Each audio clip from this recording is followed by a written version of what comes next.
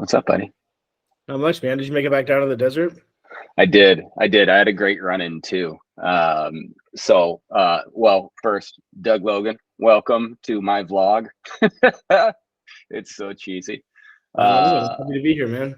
yeah, man, it's fun to be able to do these things. I'll say the same generic line, but it's the truth, which is, these things are. I was having so many great conversations. Yourself, very much included, even though we know each other from the past, and it's just like, dude, these things shouldn't die on the vine. Sure. And one of the other founders, he's a CEO of this media company. He's one of my best buddies from Hawaii days. He was getting like text messages from people on how much they're enjoying it, and I'm hoping that at least somebody gets value out of it. If anything, us. Yeah. Yeah, but yeah, man, I made it back down to the desert and had the greatest little happenstance run-in with this guy on the plane. Like, I was just like flying in, and these two ladies that were sitting kind of next to me started talking to each other as we were like waiting to get off the plane. Atlanta came up. I kind of, I'm chatty, so I mentioned it. And then this guy found me later, and he's like, dude, I'm from Atlanta. What brought you down here? And he's turns out he's like, we know a ton of the same people. He's in the creative and agency world, kind of our ICP, and he's interviewing for some top jobs, but he doesn't drink. So I was doing the network thing and just like, hey, man, yeah, let's connect. We have a ton in common. I want to get a beer. And he's like, I don't drink, but we could get ice cream. I love it. Yeah. Yeah. So I got an ice cream networking thing later today, which sounds great. But how are you? How's everything in your world? Good, man. Just doing it, It's just one foot in front of the other, trying to onboard more folks, get in front of more folks, have more startups come on board and use the product. So yeah, just kind of more of the same, headed forward. Cool, man. That's there's some big Seattle news today, which is the Bezos leaving town. I saw that headline this morning. I think my wife said she mentioned it to me maybe last night, but I wasn't really paying attention. But yeah, I saw that. I'm not really sure how much time he was spending in Seattle the last few years anyway, with his like estates in Beverly Hills and Washington, D.C. I'm sure a million that we don't know about.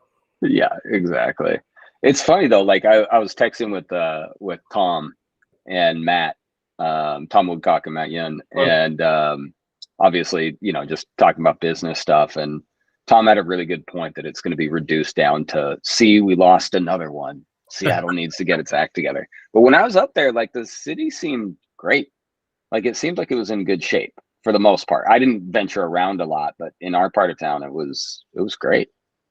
Yeah, I think it's fine. I think it's great. I mean, I think like a lot of the West Coast cities during COVID, there were some rough patches, but I mean, I don't know. I think everybody's trying to do a good job. I mean, I think everybody up and down the West Coast is struggling with the same homelessness problems, and I would love for someone to have a solution. And my heart goes out to the folks that are struggling. And it's just a tricky one to solve. Yeah. I had, I don't know if I ever shared my particular perspective on this, but I call it the distribution of burden. And it was this concept that you need to actually spread out, not centralize the services to the different various districts around cities. Like Portland, the city just condenses it into one region. Right. And, it's a high-minded, very optimistic view of how these things happen, with, in my particular view, it kind of willing ignorance to what problems really exist and how addiction happens, and kind of predatory behaviors that circle around people that are dealing with that. And with the city, I mean, it seems like Seattle's doing its best part. It seems like that 7% capital gains tax that's very controversial will have some play, but that's another topic for another day, man. Yeah, totally. How like, from the startup perspective, because you guys raised your seed, right? You guys did a great job. You're obviously doing wonderful things. You got the great founders with you and Mike. Like, how are you finding it kind of post seed and like building out from there? Yeah, no, it was great. So the folks that led our seed round, Fuse, have been great partners for us. They've been fantastic. Obviously, when you raise money, it gives you more ammunition to try to solve problems and expand out. So pretty quickly we expanded our dev team, which was fantastic. And then we also expanded the kind of sales marketing side by one seat as well, which was great. I think just like with anything though, like what I found in the startup world is everything is a little bit of like a double-edged sword or like two sides to the coin, right? It's like as soon as you kind of solve one problem, you realize that there's another thing that you need to do, or the solution to one thing actually turns out that it raises problems on like the flip side in another way, right? And that's not necessarily tied to the seed. I think that's just like, look, like, you know, when you have these timelines of like things that you want to accomplish and build out and, you know, product roadmaps and customer acquisition goals, fundraising kind of goals that move back and forth based on those other ones. It's hard sometimes because you hit some of these milestones and then you're like, oh wait, now I just have 100 more problems to deal with, right? Yeah. I mean, it's business, right? Like that's just building a business in general. It's funny, man. I've always struggled being new to the kind of technology world, but familiar with my ICP, kind of like you, right? You were a lawyer. Yeah. You worked in a startup law economy, but you knew startup and you knew all the intricacies, hence, you know, the aerial product, which is awesome. But I've struggled with it because I'm like, yeah, it's a small business. It's not really a startup yet. It's like it's struggling for traction and differentiation and what's your wedge, and then all the problems of like when I built my first one is like, man, I dealt with herding the most insane cats in the world, which are like young creative types. You know, like they want to work the least, they're the most passionate, they're brilliant at times, but it's like it's not necessarily the like, you know, the crazy work ethic studious types. You know, they're more the free spirits. So now dealing with engineers and product, it's like, man, but a lot of them just have good ethics. So if you point them in the right direction, most of the time they'll get things done. There's not a lot of ghosting that's going on or anything like that. But I don't know. You experience that? I agree with that sentiment 100%. And a ton of credit here goes to my CTO, Michael, who has done a great job sourcing a bunch of our developers, but they've been fantastic. And most of them have been with us now for over a year, which is great. So we haven't had a lot of turnover.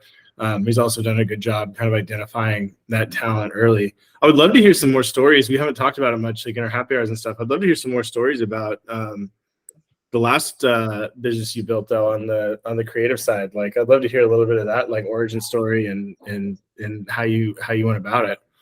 Yeah, man. You want me to tell you the reality of it or the nice founder way of packaging it, right? It's so funny, man. I was talking and reading a bunch with various people about just the realities of building a business and those just crazy decisions that you have to make and the happy accidents and the frustrations that come up. And then if somebody succeeds, this is the way I put it. I think I even posted about it, is like, if you fail, everybody told you so. Yeah. Right. And if you succeed, like they all tell everybody else that they knew it was going to happen. And it's like, and so, you know, there, and you have to craft it, right? It's like in the game. But the reality of mine was total accident, right? Like just happened into it. I had worked at my last company, the company where I actually worked for somebody, which was so long ago, it's insane. And had the opportunity to come back to Portland, and I did. I had a great team over there. We sold, you know, got acquired. Was that what you're talking about? So this was I see. Yeah. And it was cool. It was a great team, like kind of a mentor of mine that did that. And then I exited. I came back to Portland, and I was kind of in that in between phase of like, what am I going to do? And started interviewing at Nike, and then some of the clients that I had just like stuck with me, and they wanted to keep working with me. And so, cool. That was really good, man. Like I've been blessed because like people have followed me or trusted me, invested in me, and we were able to take some of those and just keep my lights on. And I just found a little LLC to capture it. And then it just grew naturally. Met some people, got some Nike projects, grew that to some international projects. Yeah, what was the work product? Like, what were the things you're actually like producing for your clients? It was largely on brand, but it turned into systems design and then some product design. So, you know, one of the first things I got pulled into was like literally helping with like a sizzle reel, like an internal commercial, right, for their team, for their wholesale team. And then that actually dove into helping them redesign their content distribution platform, and then into brand, right? Because it like grew out from there, and then little commercials and content and all this, because I was just running an agency. And we built it up real quick, and then we were kind of in the final runnings. You know, we had everything negotiated, budgets running to take over the entire like all-star presence for Nike at, I forget which year it was, but it was in New Orleans. Oh, cool. And yeah, and then they had their marketing director for like NBA basketball, or just basketball, switched. And she brought with her a new team 2 weeks before we were signing our contract, and I had no experience in business, so all my eggs were in that basket. Yeah. And had to let everybody go.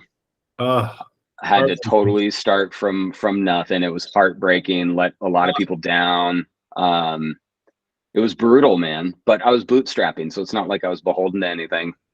And then just started slowly building it back up to doing branded content, different product stuff, helping build brands and launch them across the country, and little projects here and there, and kept working with Hawaii people, some famous brands in that respect. And then had the chance to sell my book.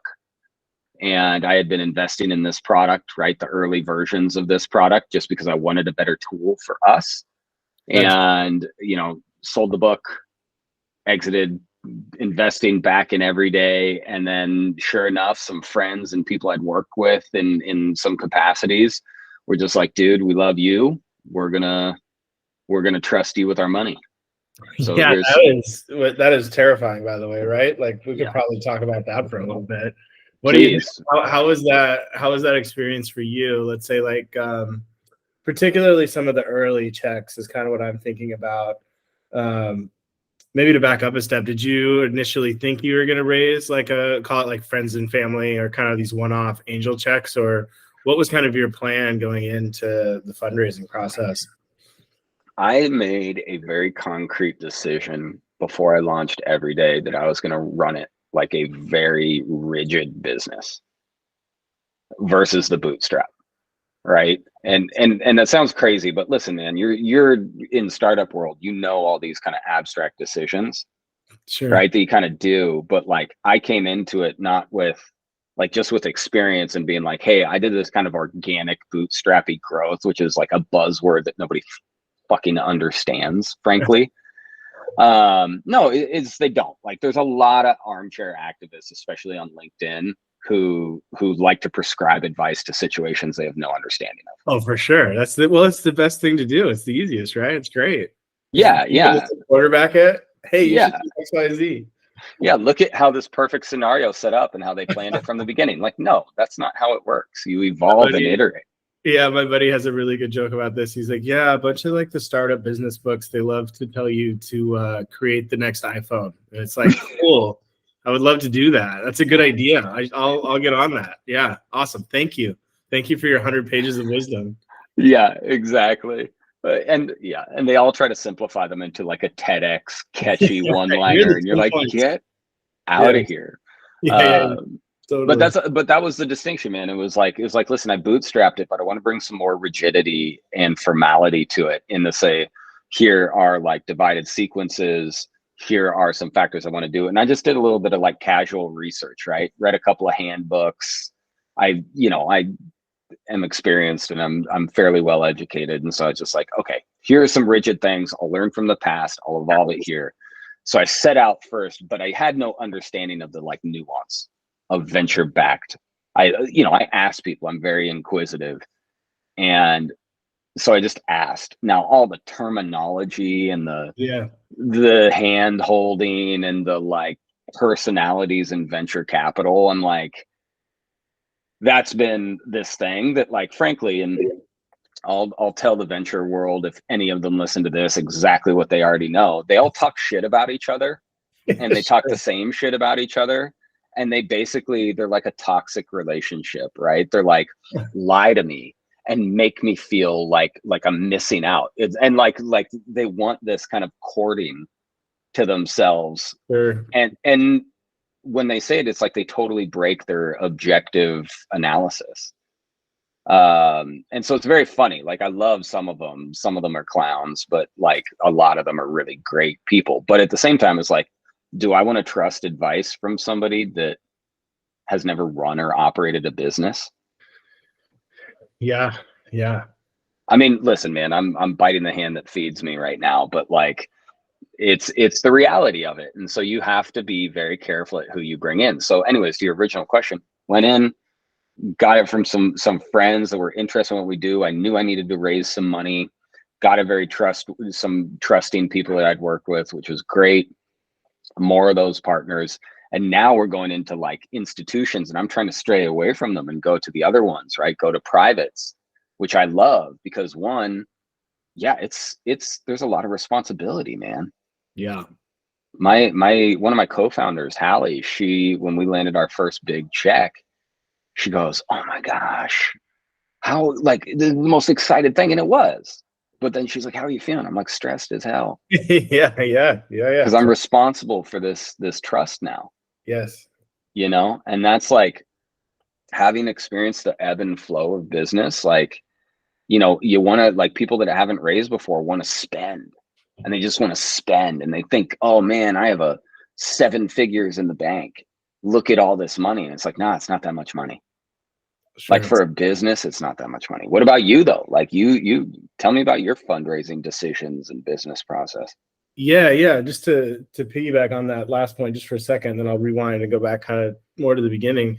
I think that that's such a tricky piece for founders, like you said. So you raise this big amount of money, and then spending it responsibly, right, on things that drive your next set of goals, KPIs, whatever, right? OKRs, like making sure that you're doing what you need to do. But then I think there's also this other hesitancy of like, everything moves so fast in this world, right? Especially if you're in software. Like if you're in the software world, everything moves so fast that if you sit on the sideline and spend really slowly, and great, you have 5 years of runway because it's still you and your founder, your co-founder, and you're not spending any money. It's like, well, then you're going to die anyway.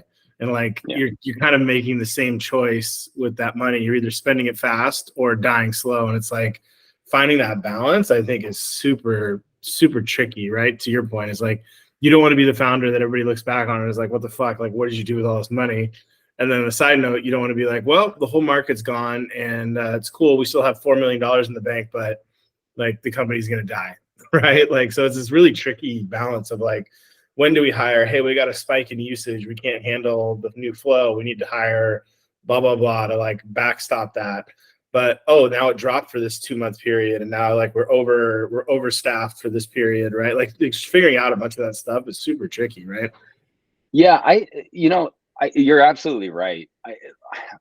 I do have a slightly adjusted take on that, which is because again, like coming from like talking to people in this technology startup, you're absolutely right. It's been so fast paced for so long, especially in your space, in the AI space, right? Like it's moving so fast. We don't know what the future is, right? Like because it's just evolving.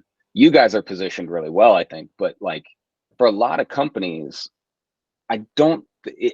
this market and this industry has not been approached as a traditional industry, like a saturated industry.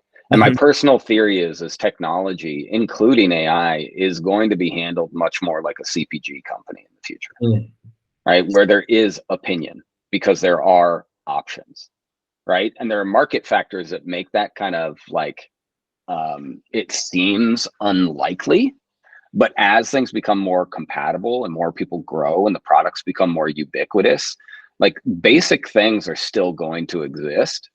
And it's going to be treated like any other market factor, right? Like cars, right? There will be innovation, but there's still going to be cars. And at the end of the day, it's about personal choice and opinion. And it's like, yeah, in your space, you're very industry specific and you're going to grow beyond that. But legal, AI, right? Machine learning is like, you guys do a fantastic job at that. For us, it's like, we have a much more like almost ubiquitous problem that we're going into. And it's like, we can just play directly into like, do you really want to use Microsoft?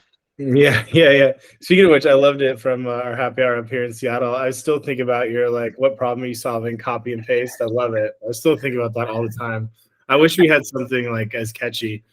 It's like, I Well, think it's such a good one. dude, it took until like last week to figure that Yeah, out. you thought of it at happy hour with me. I no, I thought about it like the week before, and it's funny because we found our wedge this week, like last week and this week. Yeah, so we like our wedge right now that is freaking resonating. I love how I balance between actually cursing and saying frickin'. Like, I Do don't know. you, man? Do you? Yeah, I but do but we censoring myself, so. exactly, man. But we found our wedge in the central visual workplace. What does that mean? So that's how we're positioning it. It's like a company wiki, right? And we're just saying, Oh, listen, okay. Yeah. yeah, like you need a central visual workplace for collaborative teams. And it's like, Yeah. okay, we're a company wiki, so you can throw all your files, work side by side in the workplace, track everything around it, Yeah. right? And at the end of the day, it fixes copy and paste, Yeah. right? Because of that, and it's like, and we've presented it to a couple of like CEO, COO types just this week, a few of them, and we have been met with this is exactly what we're looking for. Oh, nice. Love that. That's great feedback, right? Yeah, it's great. In fact, one of them, like in the middle of it, we're talking right now, and he's started texting. He's like, "I need to get other people on this. Like, Oh, this I is love freaking it. rad." Yeah. So Those calls are so nice, especially balanced against all the ones that are like, "What do you do? Who are you?" Or just even better, just the straight ghost, like just the email into the void, or like LinkedIn, or like even after you have the warm intro, just no response. You're like, "Oh, cool." People that's are pretty cool. excited about what I do. Yeah, we had one person that Sean kind of brought on board, and he's just older, and he got on the second call, and he's like, "I don't know," and he's just gruff and grumpy and like claiming that he invented every company in the world, and you're like, That's pretty impressive. yeah, it's pretty impressive that you invented this and you're not a billionaire. But that's cool. But anyways, back to you, man. So like what was your path to fundraising and Oh, growth? yeah. So I think pretty interesting. Like, I think we had a flexible approach. When I left the law firm and started the company on my own. I kind of knew that I had this bullet list of things that I needed to tick off to build a company, one, and then also two, to fundraise. And fundraising is like a part of building that company. But I think in my mind, and some of the advisors I had, who I love to death, I think they did a pretty good job of kind of prepping me for the space, and having some of my background is like kind of thinking about those two things in parallel. Like, you need to build a company and you need to fundraise. And sometimes the set of tasks and goals align perfectly. And sometimes you need to veer a little bit to make one happen so the other can happen. Like, sometimes you need to do some things that help build the company that might not help you fundraise as quickly, or kind of hurt your story, let's call it, right? And then it ends up helping the story, because then you actually built a company, which is what you need to fundraise, right? And then there's other times where you're like, hey, we need to add feature XYZ, or we need to have data on this point to go fundraise, and we need to fundraise to build. So like, it is actually a part of the same process, even though it looks like maybe we're taking like a sidestep by not doing XYZ because we want to have it look this way for fundraising, right? So I kind of had this model in my head as I started out. And like, one of the big things early on, just because it's easy to grasp, is I knew I needed to find like the right co-founder, right? Yeah. And for me, like, I didn't leave a tech job. I was a lawyer. I didn't leave a tech job with somebody else who was like, okay, I can code, but like, my buddy codes way better than I do, and he's going to be the CTO. Like, I coded zero, and I didn't have any buddies that knew how to code. So like, in some ways, though, to going back to the point of things being kind of a double-edged sword, flip side of the coin, I think in some ways that really helped me identify the right person, because I wasn't pre-baked in with this idea of like, me and Jane, my best friend at the law firm, are starting this company together, and we're splitting it 50-50, and we're going to do whatever. And then we have these overlapping skill sets, and we kind of, like, in some ways, not having that co-founder at all made it really easy to identify, like, here's what I don't do. Number one, code. Yeah. Here's the other thing I don't do: know how to hire talent. It's like, so those are some of the things that I knew that I needed to grab up, in a co-founder. And so I kind of took that same approach to fundraising, and I think you'll appreciate this at the end. Is I started off being like, look, we're going to take 0 angel money, we're going to take 0 friends and family, and we're going to go out and bootstrap. I had a little bit of money saved up, put a little bit of money into the company, and then we're going to go out and just raise our pre-seed seed, whatever you want to call it, a couple million. And literally the exact opposite thing happened. It's like literally I went out of this plan like, nope, this is what's going on. I don't want these things. And then like you get put in these situations. And I think it was some good early testing for me and just kind of how I was working through the problems. It's like, cool, you can have a plan and you can kind of have a blueprint, but then as new facts are presented to you, you need to figure out like what's the best choice for the company, right? And so one of the things for us was it turns out that as we were talking with different folks and doing some early meetings, there was this growing consensus that like, hey, we could probably put together like 250 to 300K of capital, one from like a named investor. So we had Madrona come into that out of their Pioneer Fund, which is a huge kind of stamp, great for us, like good for the business. And in doing that, we also paired that up with some other like angel investments and folks that had reached out and been like, hey, I'd love to, I see what you're doing. This is awesome. I understand it. Like, I can't write you a $2 million check, but here's 50K, here's 100K. And so like sitting there looking at it and then being like, okay, well, what could we do with that money? That money could help us build our first prototype and continue along this way. It was like, we had to sit down and reevaluate the situation and be like, well, we weren't thinking about doing it this way, but like, here's the opportunity in front of us and it makes sense for these reasons to do it. So I ended up doing the exact opposite of my plan. So far, it's, it worked out and we got the prototype and then we got users and then we were able to raise the next round. But it's just like, I think that one's funny because it's like, yeah, I had a plan and then it was the exact opposite. Yeah. No, but listen, man, it's like back to the TEDx. Everybody wants a clean and simple like solution that they're presented in some straight line between 2 points. Right. And it's like, no, that like, this is what I did at my last company, doing a lot of strategy consulting as well at Ampersand, and it was emergent strategy. And it's like a fancy, neat way of saying you start with a plan and then you get rid of the bad stuff and you let other stuff in. And it's like, okay, that's a fancy way of saying nothing ever goes as planned. Yeah. You have to pivot, right? It's called pivoting in tech. There's all the nomenclature, right? But it's like, listen, what you have to do is build a business. That's what you're in the market for. Yeah. And it's often confused. Like, I think the world and even the technology sphere perceives itself as like a bunch of Sam Bankman Frieds or whoever it is of like semi on the spectrum, brilliant people that just go out to invent the new iPhone. And that's just how it's going to go. Right? In reality, you're building a business, and that business, when you started off, what you're doing is saying, okay, well, I'm going to totally oversimplify it, but it's like legal AI, right? And it's like, that can go a lot of ways. A process that you're going to do, you're going to hire talent around it. But if a better opportunity comes around, that's a bigger market, that's what you're going to capitalize on. Sure. Right. Yep. You're not going to give that up because you're stubborn. Some people do. And that's why a lot of people fail, right? They're too rigid because they have one idea and then the tech world surpasses it and they have no business acumen to pivot. Yeah. No, man, it's tough. Dude. I agree with everything you're saying. And it's hard too. Right. And then, as the counterpoint to that, it's like, and this, living it, it's like, how many nights though do you also just have to lay in bed and you're like, nope, we are staying the course. Like, I know this is what we need to do. Like, yeah, there's a little bit of headwind, but like, nope, like, here's what we're doing. We're not doing these 10 options, even though we can. We're doing this one because that's what. Yep. So like, again, kind of to your point of like spending, not spending, there's constantly these like counter pulls, right, on different sources of like gravity pulling you in these two different directions. You're trying to navigate like what the right strategy is, right? Because we all know the flip side of that, which is like you have zero focus or plan or like dedication to actually get something done, and then everybody knows that's a disaster, right? It's just, oh, we're going to build this feature. Oh, we're going to build this feature. Oh, I just saw this new news article. What we need to do is X. It's like disaster, right? Oh, it's absolute disaster. And I think honestly, that's how incumbents get overtaken, right? Because it's like they stall out on something innovative around customers and they end up just overloading it with random features.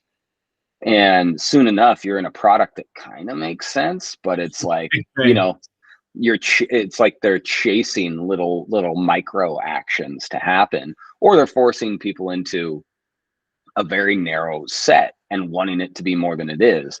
And it's like, listen, you got to choose. Like, it's okay to do a narrow set and build that business to be that, right? And it's okay to be generalized, but you still have to solve something very specific. That's why we're excited about our kind of the real focus and the wedge on being that central visual workplace, right?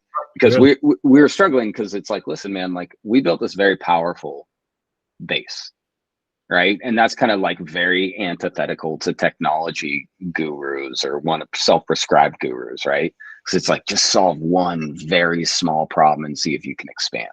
Sure, yeah. I see it more as like, solve a very specific customer use case and then figure out how you can grow the product around more. And, you know, they're both right in certain cases, but for us, it's like, okay, well, I knew that the product we needed to build was flexible. It was naturally big because that was the solution. Having run my business, I knew like 3 problem sets that distinctly overlapped, which was I had to, 1, deal with the fact that I was on 8 to 9 different applications at the same time trying to work with it. 2, I needed to share that, all of the output of that information, with both my team and with clients more easily. And then 3 is that I needed to have everybody aligned on the same page, right? And be able to collaborate with each other, with contractors and freelancers and all of that scalable thing. So it was all these things, but that wasn't solved by a point solution where I just skinned a Google plugin, right? It starts with like, there's a platform problem, right? And it was a much bigger thing where I need a space that can have these functionalities and these basic features where I can centralize everything. And that's just big, right? It's a big freaking problem. Great. A $1.5 trillion opportunity. Sweet. But you got to start small, but that takes lead time. And that's where like our initial investors writing a fairly bigger check. It's like, what are you going to do for the next year and a half? Well, we're going to be heads down, bringing people in, kind of solving it with prototypes along the way. But the full value wasn't really experienced until like a month ago, when you could see it, because we had to build this unified architecture. And so that's been tricky for me, man, because it's like, it was a big build. It wasn't a small lift, right? And, you know, so we'll see, you know, it's like, it could take off or it could go down, but it's a big problem to solve, you know? Yeah, right. But for you guys started off like, I mean, you guys have a pretty great narrow focus at first. Like you just had such a great specific use case. You want to take me through that? And then like how, I mean, if you're open to discussing it, how you think it's going to evolve?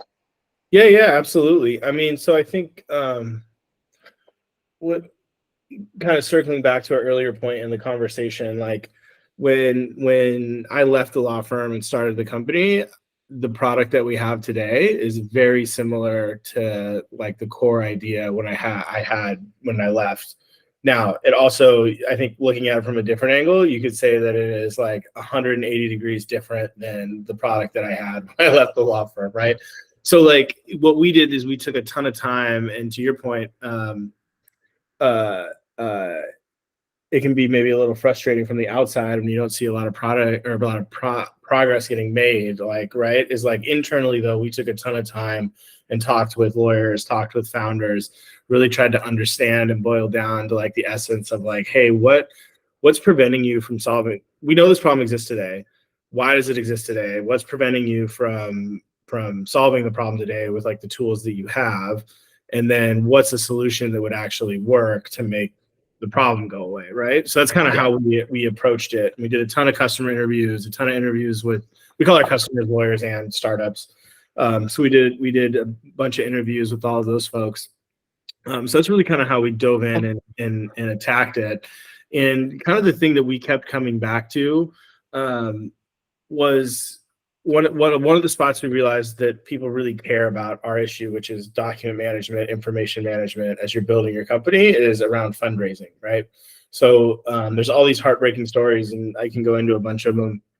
But folks all the way up from the biggest law firms in the world, like Cooley, Fenwick, Wilson, you know, Perkins, K&L, through the mid-market down to like, you know, solar practitioners, they all have similar stories of a founder, you know, like yourself, who goes and raises some money from friends and family, works on this project for 2 years, gets something that people like, has people using it, maybe has paid customers, maybe has revenue of $1 million a year, so like something nice, right? And they go to fundraise, and not only did they navigate this crazy world of VC-backed funding that we kind of mentioned earlier, they find somebody that's willing to write them a check, which, as a side note, I still think is insane. I have no idea how any of these early VC folks write checks. Like, more power to them. I think it's so hard for me to be like, oh yeah, sure, I get it. Anyway, so they found somebody finally that'll write you a check. And then you go through due diligence and it's like, hey, you didn't file this 83B form from 2 years ago. And like that royally messes up everything else that you've done for the last 2 years in terms of the underlying economics and who owns the company and tax implications and how much money you're going to owe the government after you do this next fundraise, et cetera. And we can dive into the messiness of that. But the point is, it's a form that needs to be filed 30 days after you get stock. And most of the time it is. Sometimes it's not. And if it's not filed after 30 days, there's ways to clean it up after 60, after 6 months, after 9 months. But as more things happen in the company and more complexity comes in, it can turn into a problem that can't be solved and can blow up your financing, right? So that's part of the bigger picture of why we want to solve these things and why it makes sense for folks to sign up with us along the way and find these problems kind of in real time. And one of the things we really found early on was that one of the biggest issues with these things kind of falling through the cracks is that lawyers and clients don't have, kind of to your product, don't have a good way to communicate with each other about what the current data set is. And we use data sets more than documents in the way we talk about it, because like the documents, all they really do is hold these data points, right? And so once we have those documents, we can pull a bunch of the information data out of those documents and present it to you in a way that you can digest it, understand that your co-founder, even though he said he filed his 83B, didn't. You know, even though you sent out the DocuSign packet to employee number 4, they actually never got their IP assignment agreement back to you, right? We can track and monitor all of those things and all of those data sets back into one place, right? And so that's really kind of like what's been our driving kind of North Star in this early build out, right? Is like, let's create a system where we can get all this stuff into one place, right? Part of the problem right now is it's scattered in 8 different places. Once it's in one place, we can pull out all the information and do all kinds of cool things with it. And then third, once we have all the information pulled out of it, we can tell you things that you're missing or help you avoid pitfalls as you go forward. Yeah, that's great, man.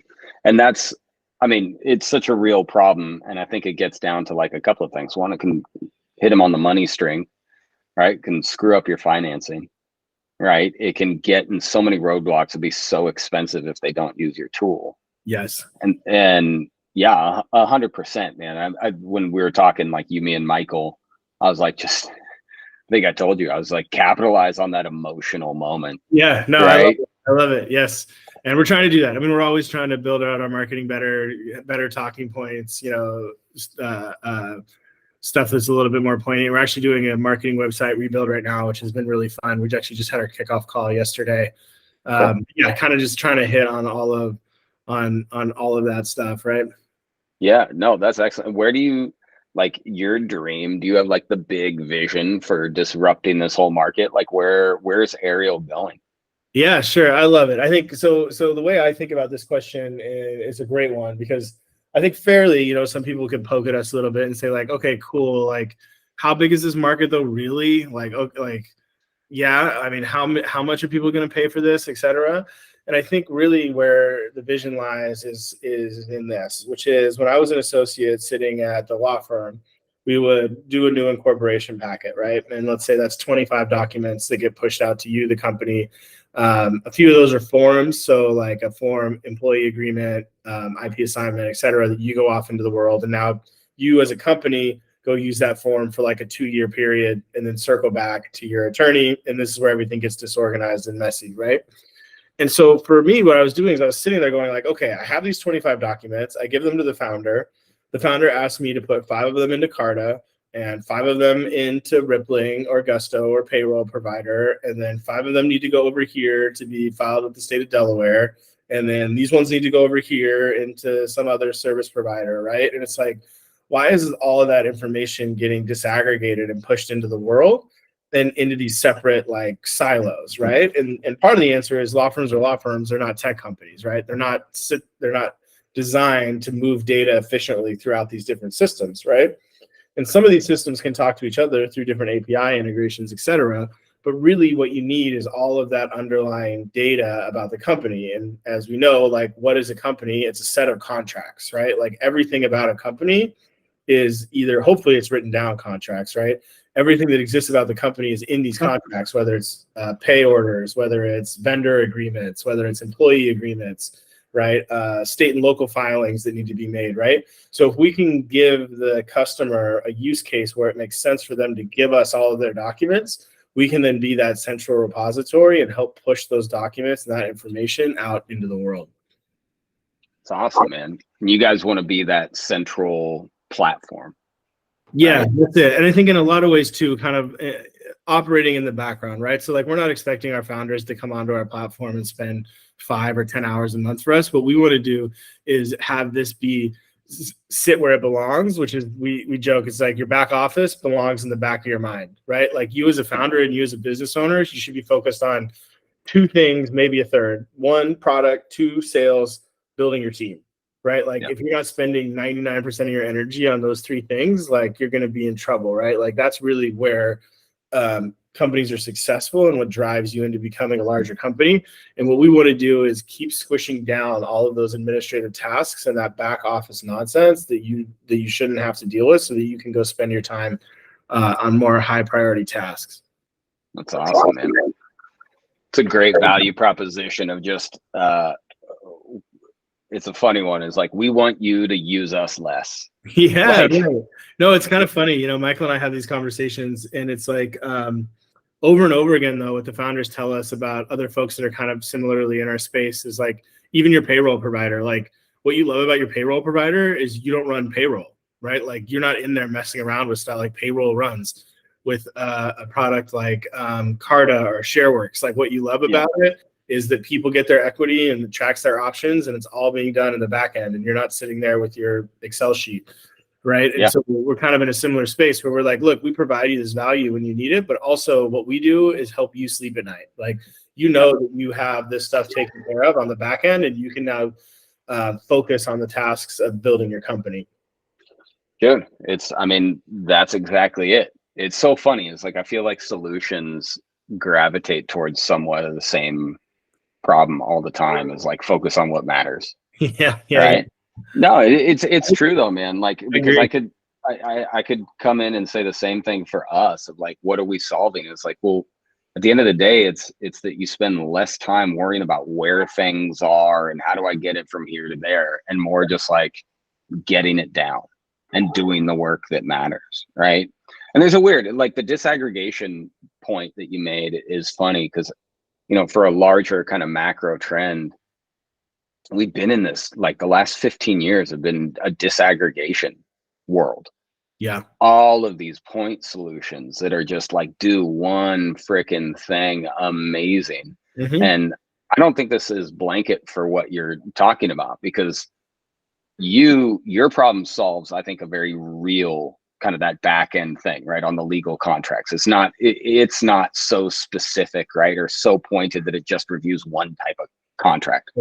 I witnessed some LLM skin contract thing that reviewed like one type of security document for all these companies, right? And it was a very specific problem.